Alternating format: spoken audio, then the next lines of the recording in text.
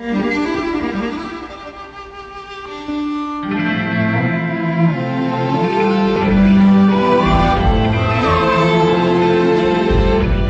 you need to stretch out on long trips.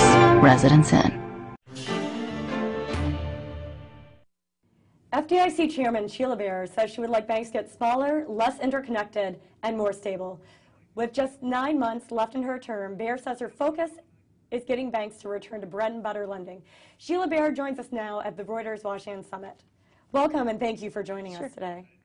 I think first we'd like to start out with just an update about where we are with bank failures. You've said before that the third quarter bank failures would likely peak. Where are we right now with bank failures? Well, I think we're still predicting that there will be, it will peak this year. There will be more this year than last year. But our internal projections of how many bank failures we thought we would have this year has come down quite a bit. So it'll still be higher than the 140 we had last year, but not as high as we thought at the beginning of the year. Okay, and do you think the overall cost of bank failures this year will be less than last year? That's a good question. I think it is true that there'll be more bank failures this year. They're smaller banks, and actually our pricing has improved. There's a lot of competitive bidding right now for these failed banks, and our pricing's getting a little better. So yeah, there may be some improvements there as well. Okay.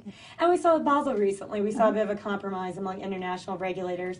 We did get some tough bank capital standards, but we got a very long implementation period. Right. One thing you just mentioned to us at the summit is that you see the U.S. possibly moving faster than other international counterparts with the implementation. Right. Why do you think that is, and how do you see it playing out over the next few years? Well, I think everybody in the U.S. delegation thought the transition period could have been shorter, and I think our banks are internationally well positioned. We had stronger capital standards going into this crisis. Then through the SCAP process, there was a lot of recapitalization. So I think our banks are in good position to meet these new standards. So yes, I think we can shorten up the transition period.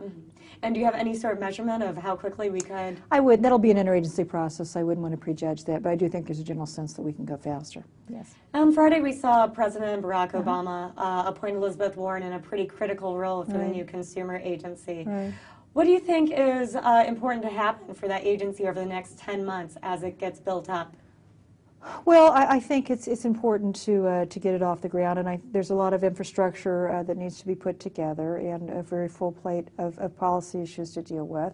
So we supported the agency, we always did, and we'll do our part to help it get going. And I do think it's important, and I think the President has said this, to eventually have a nominated and confirmed head of the Bureau. I think that's very important for the strength of the agency.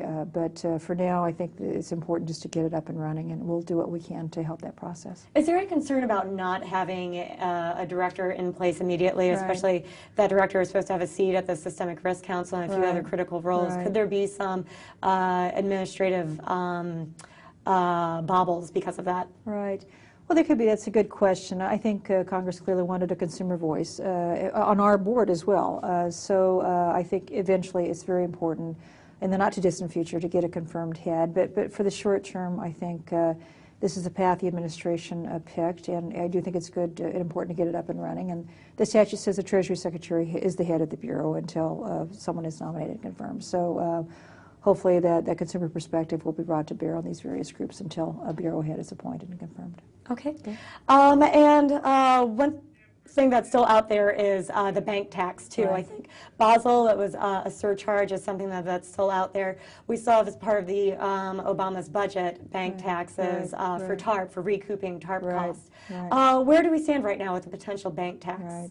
Well, I want to clarify, for the Basel surcharge, that's having a higher capital requirement. So that would not be a tax. It would be a requirement that they have additional capital or other loss-absorbing capability for the very largest systemic entities. You know, on the bank tax, we don't generally weigh into tax policy issues, except perhaps at a very broad level, as it would directly impact safety and soundness of banks. We did obviously support the ex-ante fund and the Dodd-Frank bill, which unfortunately we didn't get that piece of it. But the bank tax itself, we haven't taken a position, and so I wouldn't want to comment further on it. And just one last question is where we are with extension of credit to Americans. We're still seeing banks being pretty tight with their money. When do you think those conditions will ease up? Well, I think there's also a problem with borrower demand. There's a lot of uncertainty about the economy, and so I think some borrowers are still sitting on the sidelines. They're not willing to commit to increased investment. or expansion until they have a better sense of where the economy may be going. On the credit side, I think small business has been hurt in particular. A lot of small business lending was collateralized with home equity or with commercial real estate, and those values have gone down considerably. So I think that has hurt. So that is to say, a lot of this is more about the broader economy and the housing market, the commercial real estate market, and how quickly they mend over time. But we certainly encourage, we want our banks to lend, we want them to make prudent loans. We do this, every quarterly banking profile, we highlight the groups of banks that seem to be doing a better job maintaining their loan balances than others.